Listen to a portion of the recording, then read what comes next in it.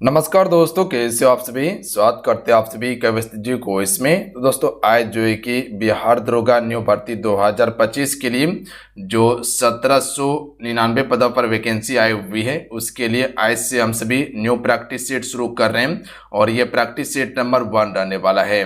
और ये बिल्कुल आपके एग्जाम पैटर्न 2025 पर तैयार किया गया प्रैक्टिस सेट है, तो इसे पूरा कंप्लीट जरूर कर लीजिएगा। इसमें आप सभी को जीके जीएस, बिहार जीके और करंट अफेयर पूरा कंप्लीट करवाएंगे। तो अगर आप सभी बिल्कुल बेहतरीन तरीके से तैयारी करना चाहते हैं और एक सीट पक्का करना चाहते हैं, तो आप सभी आज से मिशन मोड में मेरे साथ में जुड़ के तैयारी शुरू कर दीजिए। आप सभी बिल्कुल आपके सिलेबस के अनुसार बेस्ट कंटेंट के साथ में हम आपको तैयारी करवा देंगे ताकि आपका रिजल्ट हो जाए। तो चलिए शुरू करते हैं आज के सेशन को। हम सभी एक बार सेशन को लाइक करके शेयर जरूर कर दीजिएगा। आप सभी आज का पहला प्रश्न देखिएगा। आप सभी फर्स्ट क्वेश्चन का राइट आंसर कीजिएगा। आप सभी क्वेश्चन देखिए क्या कहना चाह रहा है। सबसे पहले क्वेश्चन को पढ़िएगा ध्यान पूर्वक, उसके बाद ही आंसर करना है। समय लग जाए कहीं कोई दिक्कत नहीं है, बात समझिए। संघ और राज्य के मध्य विषय का वितरण में साइबर कानून जो है, ध्यान दीजिएगा क्या कहा गया, साइबर कानून किस सूची में आता है। इंपॉर्टेंट प्रश्न रहेगा, याद रखिएगा आप सभी, इस प्रश्न को आएगा पेपर में, बात समझे। तो अगर साइबर कानून की बात किया जाए तो ये जो है आपका अपशिष्ट सूची का विषय है, क्योंकि इस पर ना केंद्र सरकार कानून बनाता है, ना ही राज्य सरकार बनाता है, और ना ही इसे समवर्ती सूची में रखा गया है। तो इस पर कानून कौन बनाता है, संसद। याद रखिएगा आप सभी, कौन बनाता है, संसद कानून बनाता है। तो option number D right answer होगा। देखिए संघ सूची की बात किया जाए तो कुछ इंपॉर्टेंट फैक्ट याद रखिएगा जो पूछा जाएगा। इसमें 100 विषय रखा गया है जो केंद्र सरकार कानून बनाता है, जैसे कि रेलवे हो गया या स्टॉक मार्केट देखते, बैंकिंग देखते, ये सभी संघ सूची का विषय है, बात समझे।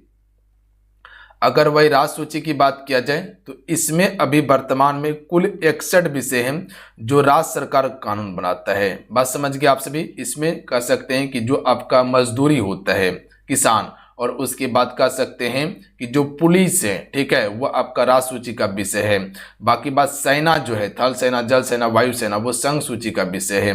उसके बाद आता है समवर्ती सूची, इस पे दोनों सरकार कानून बनाता है, संघ और राज्य दोनों बनाएगा, बात समझे आप सभी। और इस पे कौन कौन सा विषय आ सकता है, जैसे कह सकते हैं बिहा तलाक हो गया, जनसंख्या नियंत्रण हो गया, शिक्षा हो गया, ये सभी आपका समवर्ती सूची का विषय है, जिसमें कुल 52 विषय रखा गया है।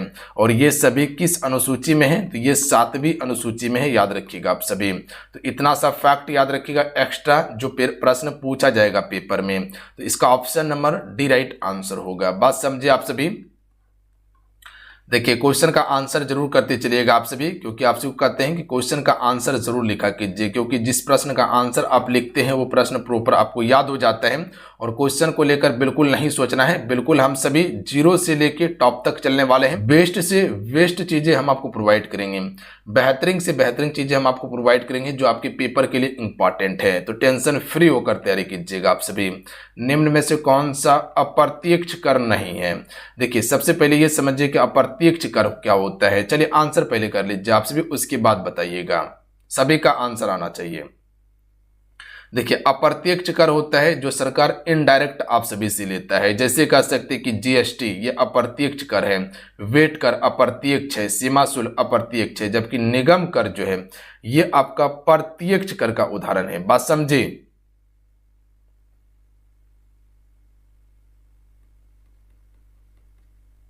ये आपका प्रत्यक्ष कर का उदाहरण है। जैसे कह सकते आयकर जो होता है, ठीक है, आयकर ये भी प्रत्यक्ष कर का उदाहरण है जो सरकार डायरेक्ट आपसे लेता है।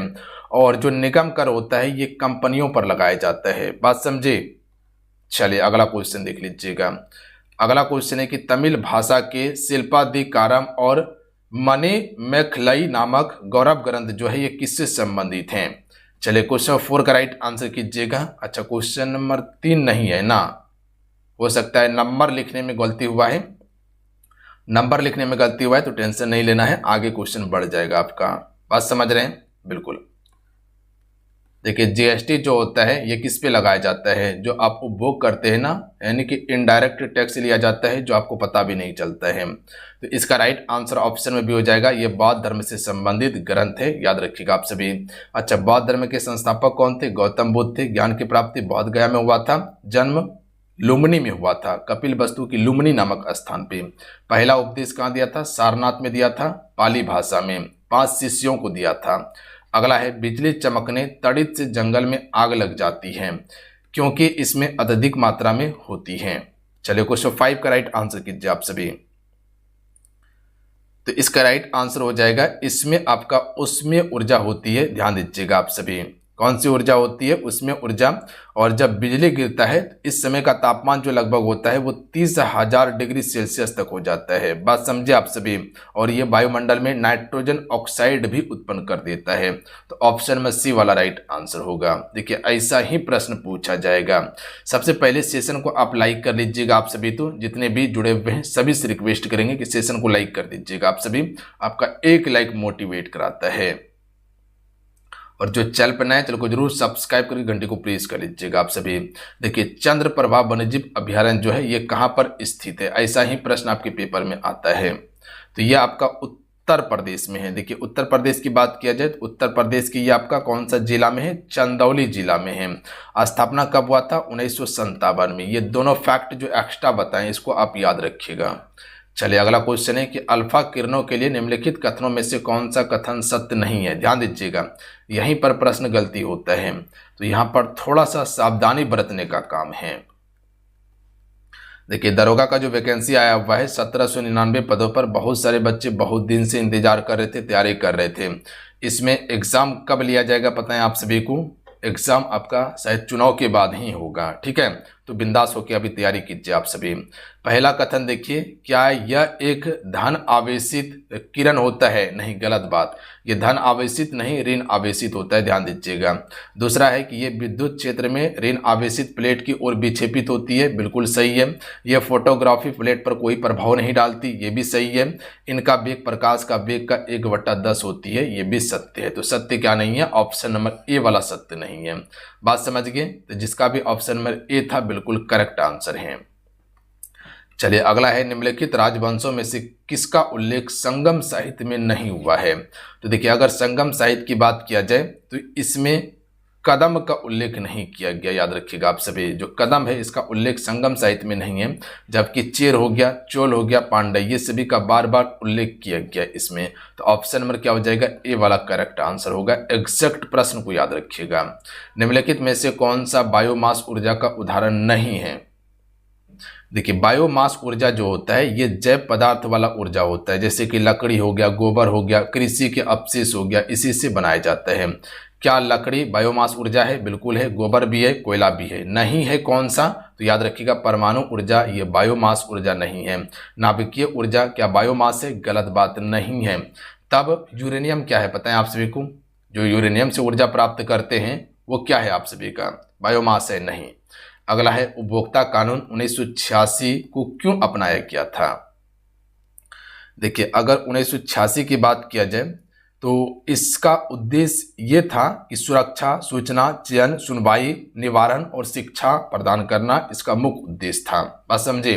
तो अपनाने का कारण जो हो जाएगा ये सभी वाला हो जाएगा, ऑप्शन नंबर डी। उपभोक्ताओं को बेईमानी से बचाने के लिए, बिल्कुल सही है। उपभोक्ताओं को सुरक्षा अधिकार प्राप्त कराने के लिए, ये भी कथन सत्य है। ग्राहकों की शिकायतों का सरल, द्रुत और कम खर्च में निपटारा करने के लिए, ये भी कथन सत्य है। तो सत्य ऑप्शन नंबर डी हो जाएगा। अगला है, बिहार में पटना उच्च न्यायालय की स्थापना किया गया था। देखिए सबसे पहले पटना उच्च न्यायालय की जो स्थापना हुआ था 3 फरवरी 1916 को किया गया था। अच्छा, सबसे पहला आपका हाई कोर्ट कौन सा था पता है आप सभी को? पहले वाला तो 3 हाई कोर्ट था। पहला कोलकाता, मद्रास और आपका बॉम्बे हो जाएगा, जो 1862 में स्थापित किया गया था। कोलकाता, मद्रास और बॉम्बे वाला। अगला क्वेश्चन है कि संदैव स्थलों के उत्खनन से प्राप्त मुहरों पर निम्नलिखित में से किस पशु का सर्वाधिक उत्कीर्ण हुआ है? यानी कि सबसे ज्यादा जो चित्र मिला है वो किस पशु का मिला है? मुहरों पर। बता सकते हैं आप सभी। मुहर उस समय जो होता था व्यापार में कह सकते हैं उपयोग किया जाता था, लेन देन के लिए। जैसे अभी हम सिर्फ पैसा का उपयोग करते हैं ना, उस समय मोहर का ही उपयोग किया जाता था। तो इसका राइट आंसर होगा बैल का सबसे ज्यादा इसमें चित्र मिला है, तो option number C right answer होगा। अगला क्वेश्चन है कि परमाणु भार के अनुसार तत्वों का सही क्रम को चिन्हित करें और बढ़ते क्रम में बताना है।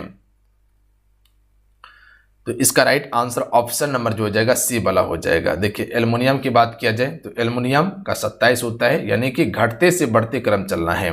उसी प्रकार से लोहा का बात किया जाए तो ये 56 हो जाएगा। तांबा का बात किया जाए तो लगभग 63 हो जाता है, 63.5 के अप्रॉक्स में। और चांदी जो होता है वो 108 के अप्रॉक्स में होता है। तो ये आपका बढ़ते क्रम में हो जाएगा, तो सी वाला करेक्ट आंसर है। अच्छा, आवर्त सारणी की बात किया जाए तो इसमें जो तत्व है वो परमाणु क्रमांक के अनुसार सजाया गया है। पता है आप सभी को ना, बिल्कुल पता है। परमाणु क्रमांक के अनुसार सजाया गया है। किसने सजाया था? मॉसले ने। याद रहेगा किसने? मॉसले ने। अगला क्वेश्चन है कि कच्चे आम में कौन सा अम्ल पाया जाता है? क्या इसमें एसिटिक अम्ल होता है? नहीं, गलत बात। एसिटिक अम्ल जो पाया जाता है ये सिरका में पाया जाता है, याद रखिएगा आप सभी। तब सैट्रिक अम्ल, बिल्कुल सही बात है कि इसमें सैट्रिक अम्ल ही पाया जाता है, बात समझिए। इसके अलावा सैट्रिक अम्ल नींबू में जो खट्टे पदार्थ हैं। टैट्रिक अम्ल किसमें होता है? ये आपका इमली हो गया। उसके बाद अंगूर में। लैक्टिक अम्ल दूध में पाया जाता है। चलिए अगला क्वेश्चन देख लीजिएगा, ब्लीचिंग पाउडर में कौन सा रासायनिक यौगिक होता है? तो सबसे पहले तो ब्लीचिंग पाउडर का सूत्र आपसे इसे पूछा जाता है, तो सूत्र होता है CaOCl2 होता है, याद रखिएगा। क्या बताएं? CaOCl2 होता है। और इसका रासायनिक नाम क्या होगा? कैल्शियम ऑक्सीक्लोराइड इसका रासायनिक नाम होता है। तो ऑप्शन में भी राइट आंसर होगा।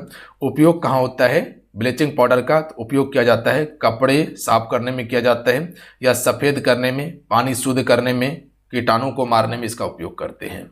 अगला है निम्नलिखित में से कौन सा बहुलक बुलेट प्रूफ वस्त्र बनाने के लिए उपयोग करते हैं? इंपॉर्टेंट प्रश्न है और आसान प्रश्न भी हैं। चलिए सभी आंसर कीजिएगा क्वेश्चन में 16 का। तो राइट आंसर होगा पॉलीएमाइड का उपयोग किया जाता है बुलेट प्रूफ वस्त्र बनाने के लिए। चलिए अगला है भारतीय राष्ट्रीय कांग्रेस का 1938 का अधिवेशन किस शहर में हुआ था? देखिए अधिवेशन से काफी ज्यादा प्रश्न आता है। सबसे पहले तो ये पता होना चाहिए कि भारतीय राष्ट्रीय कांग्रेस की बात किया जाए तो इसकी स्थापना कब हुआ था? 1885 में हुआ था। बहुत सारे बच्चे को पता होगा, बहुत सारे बच्चे को पता नहीं होगा। तो जिसको पता नहीं है याद रखिएगा, स्थापना किसने किया था? A.O. ह्यूम ने किया था। अध्यक्षता सबसे पहले व्योमेश चंद्र बनर्जी ने, और 1886 वाला जो दूसरा अधिवेशन हुआ था इसमें दादा भाई नौरोजी ने किया था। तो इसका राइट आंसर हो जाएगा 1938 की बात किया गया है तो हरिपुरा हो जाएगा। और अध्यक्षता किसने किया था? सुभाष चंद्र बोस ने किया था, ये भी याद रखिएगा आप सभी, बात समझे। तो ये राइट आंसर होगा। अगला क्वेश्चन है कि सूखी सेल निम्नलिखित में से कौन सी ऊर्जा पाई जाती है? जो बैटरी आप सभी देखते हैं इसमें आप सभी को पता है जहां भी बैटरी की बात आया तो उसमें रासायनिक ऊर्जा हो जाएगा। चीजें क्लियर हैं? गन मेटल में कौन सा अवयव रहता है? यानी कि जो गन मेटल बनाया जाता है ये किसका अवयव से बनाया जाता है? तो तांबा जस्ता टीन से बनाया जाता है। इसी का मिश्र धातु होता है तांबा जस्ता टीन। तांबा जस्ता टीन का मिश्र धातु होता है, बात समझे कि नहीं? चलिए बाबू अगला क्वेश्चन देख लीजिएगा कि वह प्रोटीन जो मस्तिष्क के एक गंभीर रोग अल्जाइमर को उत्पन्न करता है वो कौन सा प्रोटीन है? सभी सेशन को लाइक जरूर करते चलिएगा। जो चैनल पर नए चैनल को जरूर सब्सक्राइब करके घंटे को प्रेस कर लीजिएगा आप सभी। यहाँ हम आपको पूरा तैयारी कर पाएंगे बेस्ट कंटेंट के साथ में, बात समझे। तो बेफिक्र होकर तैयारी कीजिए, टेंशन नहीं लेना है। अगर आप युवा शक्ति के साथ में जुड़े हुए हैं तो बिल्कुल टेंशन नहीं लेना है आप सभी को। तो इसका राइट आंसर ऑप्शन में भी हो जाएगा एमेलॉयड मल्टीप्रोटीन के कारण ही कह सकते हैं कि अल्जाइमर रोग विकसित होता है। तो option number B right answer होगा। इसमें जो होता है स्मृति और मानसिक क्षमता कमजोर होती है। जो एक्स्ट्रा चीजें बता रहे हैं उसको भी ध्यान दीजिएगा। प्राकृतिक अधिकारों के सिद्धांत का प्रतिपादन किसने किया था? तो देखिए प्राकृतिक अधिकारों के सिद्धांत का प्रतिपादन किया था जॉन लॉक ने। चलिए अगला है उपराष्ट्रपति के निर्वाचन मंडल में शामिल होता है तो इसमें लोकसभा और राज्यसभा दोनों के सदस्य शामिल होते हैं। तो ऑप्शन में इसका बी राइट आंसर होगा, ध्यान दीजिएगा उपराष्ट्रपति। अच्छा, उपराष्ट्रपति बनने के लिए उम्र 35 वर्ष होना चाहिए। उपराष्ट्रपति अपना इस्तीफा किसे देता है? राष्ट्रपति को देता है। अगला है भारत में द्वैध शासन प्रारंभ किया गया था। देखिए भारत में द्वैध शासन जो प्रारंभ हुआ था 1919 के तहत किया गया था मैन्ट्यूंग-चेम्सफोर्ड रिफॉर्म्स या सुधार के द्वारा। और 1935 का जो भारत शासन अधिनियम था इसके द्वारा प्रांत में द्वैध शासन प्रारंभ हुआ था। केंद्र वाला समाप्त करके प्रांत में शुरू किया गया था। तो यहाँ पर द्वैत शासन भारत की बात किया गया है, तो मैन्ट्यूंग चेम्सफोर्ड रिफॉर्म्स 1919 के तहत किया गया था। जबकि अगर प्रांत की बात किया जाए तो ये 1935 के गवर्नमेंट ऑफ इंडिया एक्ट के द्वारा किया गया था प्रांत में। अगला है परमाणु के नाभिक का आकार कितना होता है, तो इसका राइट आंसर ऑप्शन नंबर हो जाएगा डी वाला। देखिए इसको एंगस्ट्रॉम कीजिएगा आप सभी, 10⁻⁻15 एंगस्ट्रॉम होता है। अगर वही परमाणु का व्यास पूछा जाए तो 10⁻⁻10 एंगस्ट्रॉम होता है, याद रखिएगा आप सभी। तो ऑप्शन नंबर डी वाला करेक्ट आंसर होगा। चलिए अगला है निम्नलिखित में से कौन सा एक अस्थायी कण है, अस्थायी कण।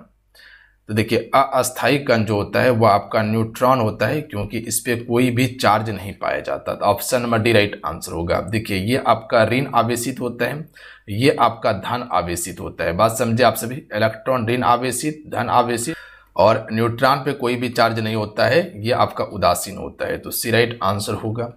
अगला है निम्नलिखित में से किस बल के कारण दूध को मथने के पश्चात क्रीम दूध से पृथक हो जाता है।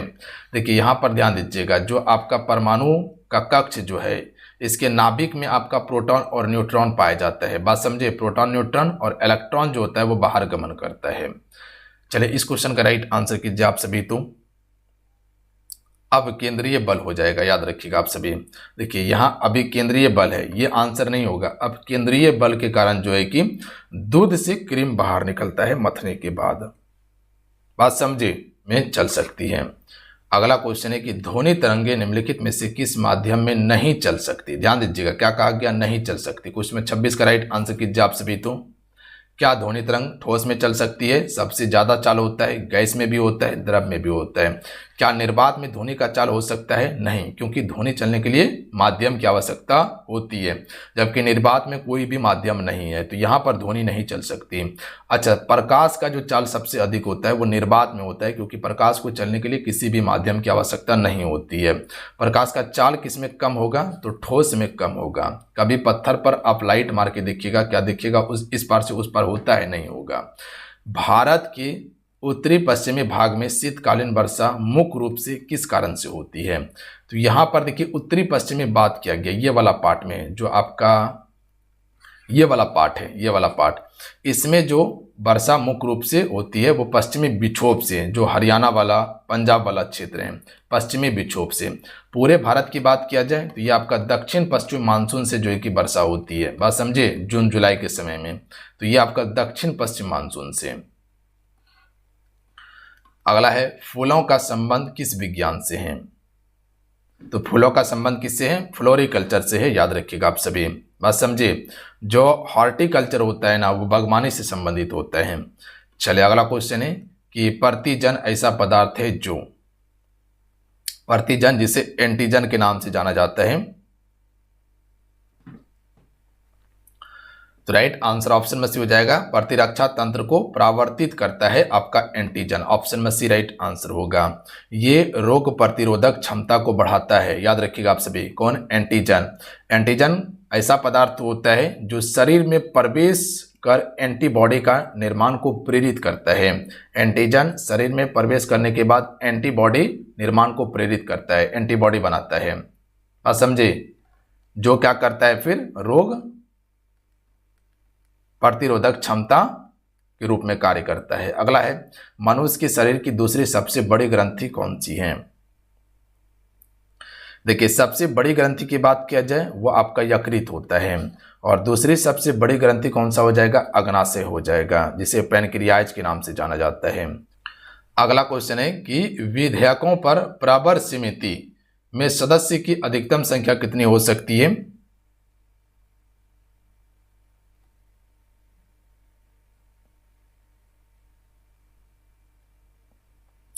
क्या 15 या 20 या 30? याद रखिएगा इसमें कोई भी निश्चित समिति की संख्या नहीं किया गया है, यानी कि निश्चित नहीं है। तो ऑप्शन नंबर डी वाला राइट आंसर होगा। अगला है पौधे में एंजाइम सक्रियता निम्नलिखित में से किस तत्व के कारण होता है? मैग्नीज के कारण, याद रखिएगा ऑप्शन में सी राइट आंसर हो जाएगा।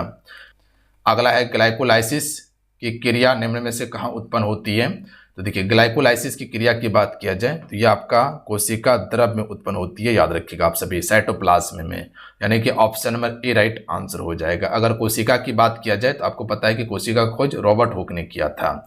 इसमें एक नाभिक होता है, याद रखिएगा आप सभी, और इसी में आपको माइटोकॉन्ड्रिया देखने के लिए मिलता है। इसी में अंतःप्रदेशीय जालिका होता है, याद रखिएगा आप सभी। इसी में आपका लाइसोसोम पाया जाता है। इसी में आप सभी का राइबोसोम होता है जो अंतःप्रदेशीय जालिका के ऊपर में पाया जाता है, एंडोप्लाज्मिक रेटिकुलम। बात समझिए, ये आपका कोशिका द्रव होता है, याद रखिएगा। कोशिका दो प्रकार का, एक पादप एक जंतु कोशिका होता है। ये जो देख रहे हैं जंतु कोशिका का कोशिका झिल्ली है, अगर पादप कोशिका रहेगा तो इसके ऊपर में कोशिका भित्ति पाया जाता है पादप कोशिका में। तो ऑप्शन नंबर इसका ए राइट आंसर हो जाएगा। बात समझिए। अगला है सोडियम को जल में मिलाने से कौन सी गैस निकलती है। तो देखिए अगर सोडियम को जल में मिलाएंगे तो इससे हाइड्रोजन गैस निकलती है। ऑप्शन नंबर क्या हो जाएगा, डी राइट आंसर हो जाएगा।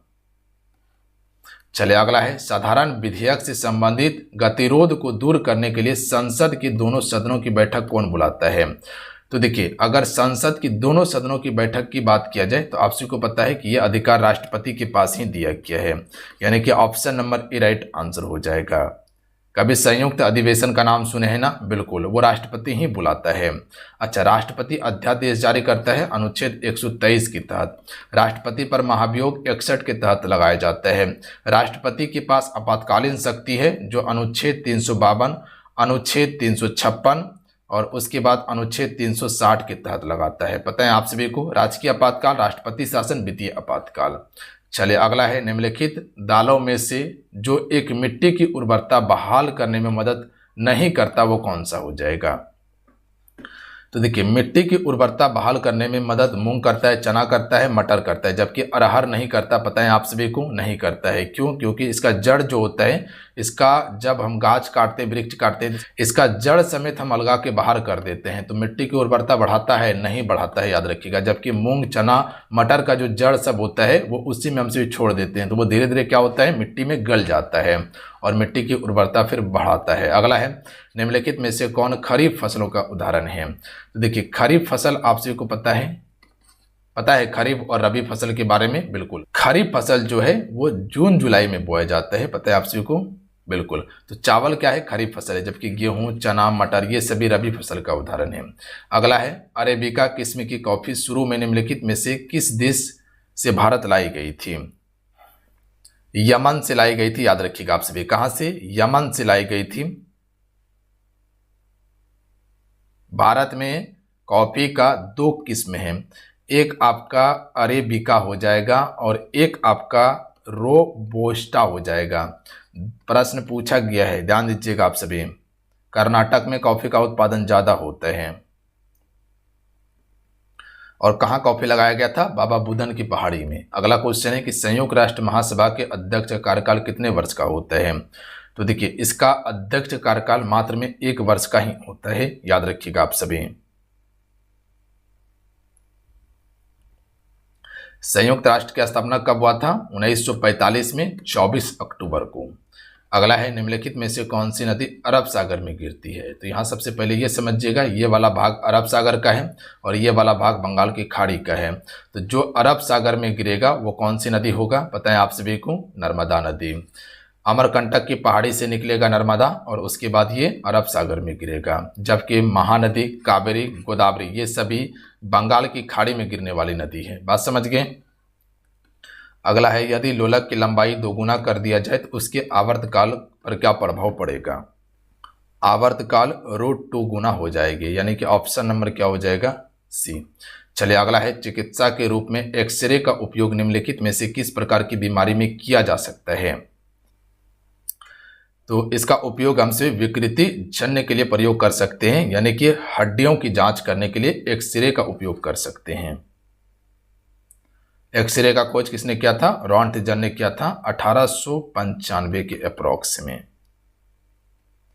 इसका प्रयोग हम सभी कर सकते हैं कि हड्डी का जो फ्रैक्चर वाला पार्ट होता है, जैसे दांत, छाती, जांघ, कहीं भी हड्डी टूट गया है तो एक्सरे करके हम पता करते हैं। अगला है जिसके नीचे पदार्थ ठंडा नहीं हो सकता है वह न्यूनतम संभव तापमान क्या है।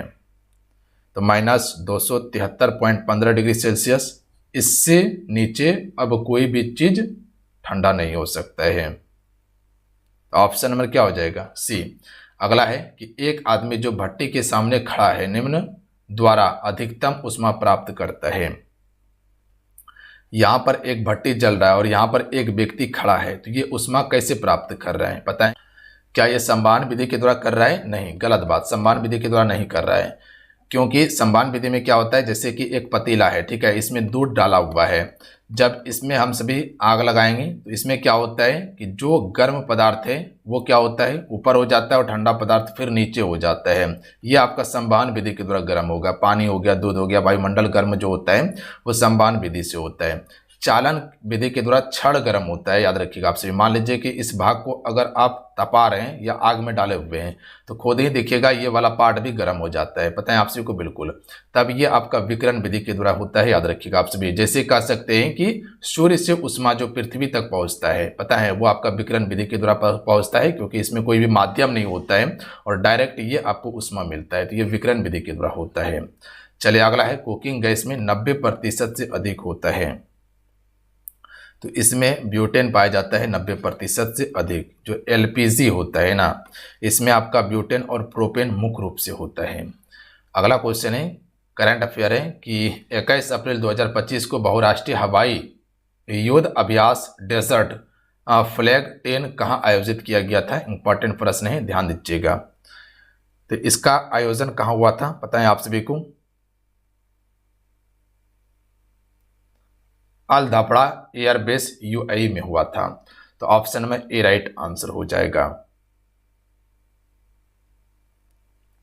इसमें भारत, अमेरिका, फ्रांस, सऊदी अरब आदि देश भी शामिल थे। अगला क्वेश्चन है कि यूनेस्को द्वारा हाल ही में कितने स्थानों को ग्लोबल जियो पार्क नेटवर्क में शामिल किया गया है? तो नए जो शामिल किया गया है वो आपका 16 किया गया है, याद रखिएगा आप सभी। चलिए अगला है, 14 अप्रैल को किस महापुरुष की जयंती मनाई जाती है? तो इस समय भीमराव अंबेडकर जी की जयंती मनाई जाती है। 14 अप्रैल 1891 को जन्म हुआ था, मध्य प्रदेश, महू मध्य प्रदेश में हुआ था। अगला है, प्रोजेक्ट चीता के तहत बोत्सवाना से लाए जाने वाले 8 चीते को किस वन्यजीव अभयारण्य यानी कि राष्ट्रीय उद्यान में स्थानांतरित किया जाएगा? तो ये आपका गांधी सागर में स्थानांतरित किया जाएगा। तो ऑप्शन में सी राइट आंसर हो जाएगा। बात समझे? पहले इसे कूनोवाला में रखा गया था, कूनो नेशनल पार्क में 2022 में, अभी इसे गांधी सागर में स्थानांतरित करेगा। अगला है, हाल ही में किसे UNESCO memory of world registered में शामिल किया गया है? तो नाट्य शास्त्र और गीता को किया गया है। तो यानी कि ऑप्शन में ए और बी दोनों हो जाएगा, नाट्य शास्त्र और भागवत गीता दोनों को शामिल किया गया है। अगला क्वेश्चन है कि भारत का पहला क्वांटम कंप्यूटिंग गांव कहां स्थापित होगा? यह आपका स्थापित होगा अमरावती में। ऑप्शन में सी राइट आंसर होगा।